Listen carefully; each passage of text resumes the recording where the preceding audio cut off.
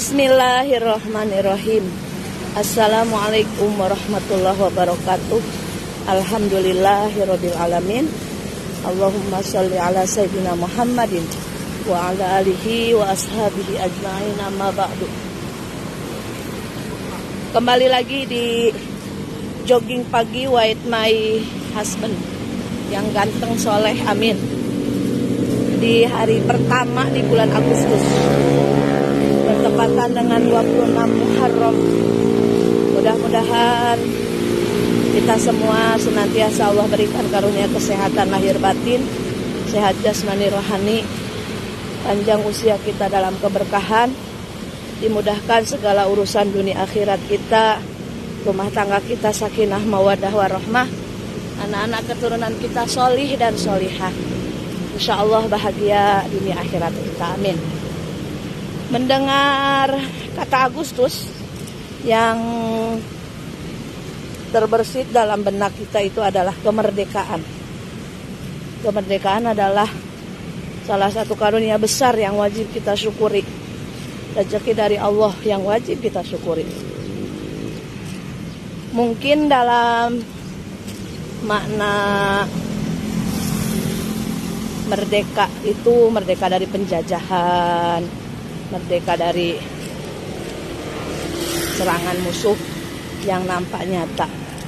Tapi ternyata ya dulu ada zaman perang Rasulullah Shallallahu Alaihi Wasallam, perang Uhud kalau nggak salah Bu, yang Badar atau Uhud, yang kata Nabi, setelah ini kalian akan menemukan musuh lagi yang paling besar, Badar, perang Badar. Padahal kata para sahabat, yang besar yang mana lagi, ini aja udah besar gitu kalau bahasa kitanya. Kata Rasulullah Shallallahu Alaihi Wasallam, ternyata musuh yang paling besar itu bukan musuh yang nampak nyata.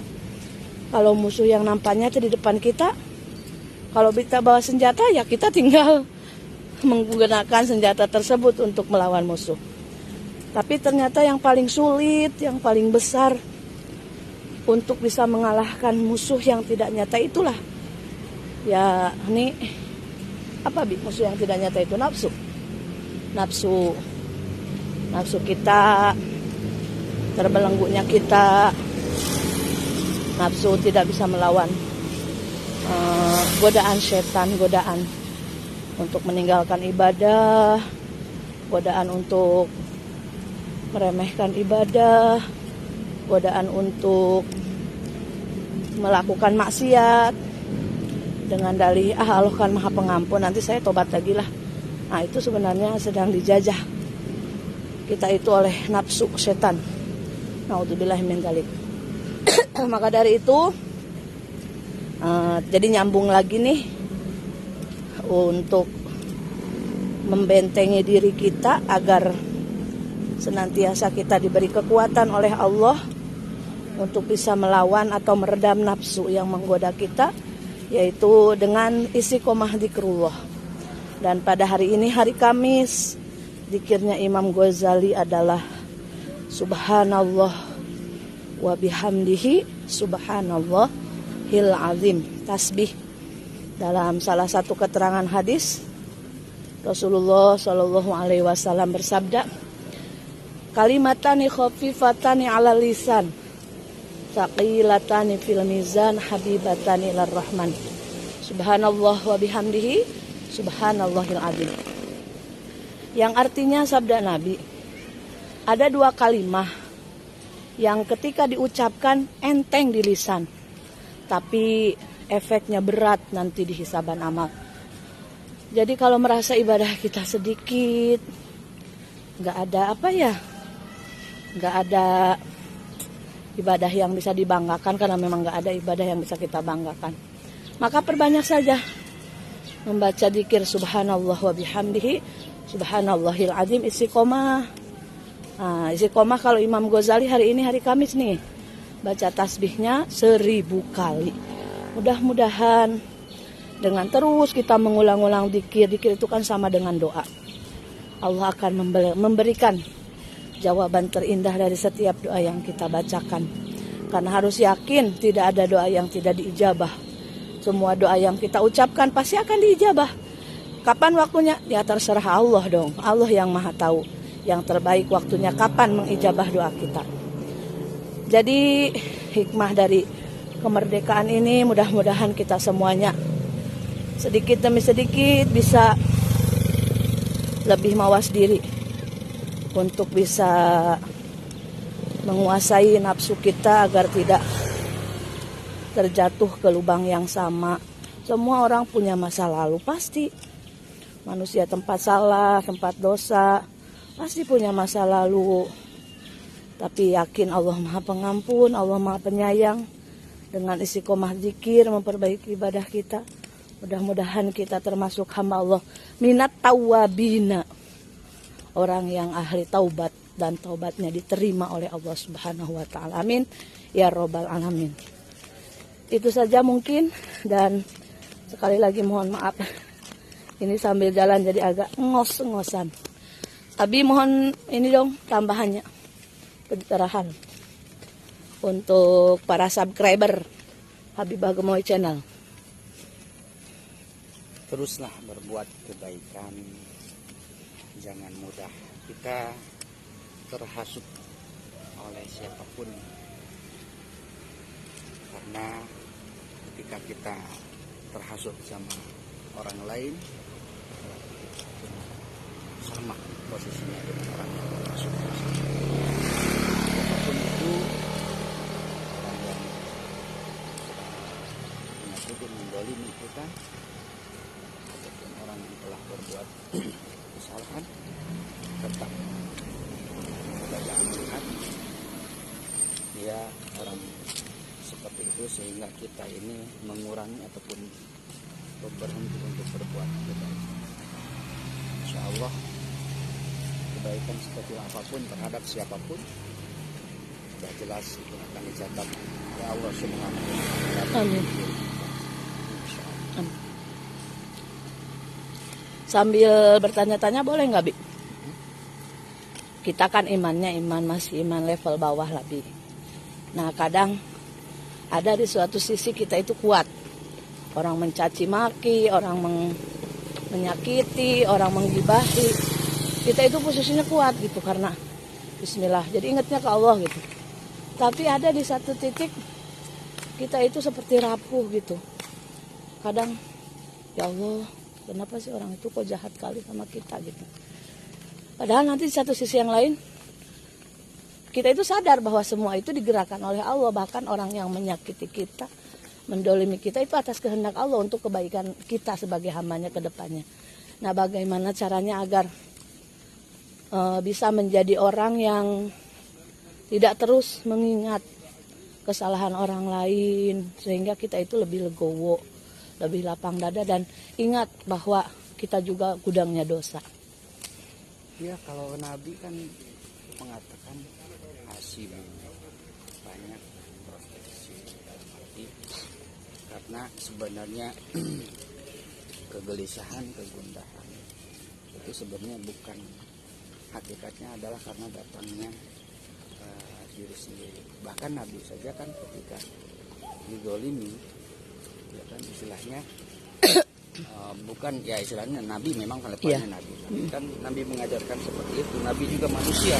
Kalau ngikutin Nafsu. Ini ya pasti. Cuman kan makanya Nabi kenapa sampai setiap hari padahal nggak ada dosa. Ya, setiap hari sampai 70 kali taubat, bahkan dalam hadisnya sampai 100 kali taubat. Masya Allah. Nah, kan gitu. Itu kan Padahal Nabi udah dijamin udah diampuni dosa, Bi ya. Iya, kurang apa? Apa namanya? Bermandikan fitnah, bermandikan kedoliman dari orang. Kan gitu. Makanya Nabi itu kenapa menganjurkan terus tobat? Gitu. Karena bagi kita Nabi saja yang memang manusia sempurna. Iya, gitu istilahnya sampai seperti itu. Nah sebenarnya identiknya seperti itu. Manusia memang ada, tapi itu diantara untuk meredam seperti itu ya. Aku juga manusia. Oh, ya. Aku juga manusia. Banyak salah kan seperti itu. Berarti perbanyak istighfar ya, Bi. Kita kalah introspeksi kalah ya, menghisap dirinya, ya itu yang akan terjadi. Satu, mengingat kekurangan orang lain, Iya. kesalahan orang lain, ditambah lagi kuatnya tertutuplah kekurangan diri. Yang ada adalah nafsu lama. Iya. Insya Allah. Jadi memang istighfar itu obat ya Bu, betul nggak? Ya, istighfar kan kata Nabi juga, kalau orang yang melazimkan istighfar, Allah akan bukakan jalan keluar bagi siapapun yang dalam keadaan bingung, yang dalam keadaan gelisah, dalam keadaan galau, dalam keadaan gabut, dengan banyak istighfar. Makanya ya, astagfirullahaladzim terus, Masya Allah. karena ya pasti kalau ketika kita misalkan ingat kekurangan orang lain, ingat kesalahan orang lain, terus itu akan terus merambah. Memang kita nggak akan lepas dari dosa, cuman kan kadang kita nggak menyadari. Iya. Cuma manusia. Umi jadi ingat satu quote yang bagus, pernah Umi baca. Banyak orang sibuk mencari ketenangan, padahal ketenangan sudah Allah simpan di dalam sholat dan istighfar. Betul nggak? Di antaranya seperti itu mungkin ya. Jadi kalau cari tenang itu ya sujud gitu, sholat, berbanyak istighfar. Dan kita bisa belajar dari kisahnya Nabi Yunus alaihi salam yang dimakan ikan paus ya Bu ya. Ketika Nabi Yunus ditelan ikan paus, Nabi Yunus tidak mencari kesalahan orang lain. Kenapa saya kok bisa dimakan? Padahal di dalam perut ikan besar, dibawa lagi ke dasar lautan oleh ikannya. Jadi Nabi Yunus malah terus aja menggali apa kesalahan saya. Makanya kan istighfarnya pun viral sampai sekarang. La ilaha illa anta subhanaka inni kuntu minadz dzalimin. Dalam keadaan seterpuruk itu pun tetap yang diingat adalah dosa beliau gitu. Berarti itu menjadi pelajaran untuk kita sebagai umat Rasulullah SAW ketika dihadapkan di satu titik yang menurut kita berat, ya Allah berat ini, Allah saya capek, Allah saya lelah. Sebenarnya jangan gitu kata Allah. Coba ini itu kasih sayang aku loh untuk kamu, buat kamu, biar kamu sehat. Maksud saya di sana biar kamu itu diampuni dosa. Dengan sedikit Allah ngasih ujian. Kan bahasanya pun sedikit ya Bu ya. Walan abluwannakum bisyai'in minal khaufi wal ju'. Sedikit Allah ngasih ujian itu. Kamunya yang lalai sehingga ujian sedikit pun terasa berat, terasa beban yang sangat ekstra di pundak kamu. Padahal kalau semuanya dikembalikan ke Allah, semuanya akan terasa ringan. Seperti itu kan Di? Alhamdulillahirabbil alamin. Terima kasih pencerahannya Abi Naila Habibah. Insyaallah menjadi penambah ilmu untuk kita semua di pagi hari ini. Vitamin hati, vitamin ruhani. Kita mau sehat jasmani, tapi jangan sampai melupakan juga ruhani, karena jasmani sesehat-sehatnya ujungnya meninggal dunia juga, bakal jadi makanan ulat dan cacing. Yang harus kita jaga kesehatan ruhani, karena ruhani ini akan abadi sampai nanti bertemu Allah. Dan semoga dengan sehatnya ruhani kita termasuk golongan orang-orang yang selamat dari siksa neraka, dan bisa berkumpul dengan orang tua kita, dengan pasangan kita, dengan anak-anak kita di surganya Allah, dengan baginda Rasulullah SAW. Amin ya Allah ya Rabbal Alamin. Bil barakah, mudah-mudahan nambah keberkahan dan tanda syukur sudah diberikan usia sampai Agustus ini. Kita membaca sholawat, dan sholawat ini kami persembahkan untuk kedua orang tua kami yang sudah di alam barzah. Semoga senantiasa dalam curahan rahmat dan magfirah. Juga untuk kaum muslimin muslim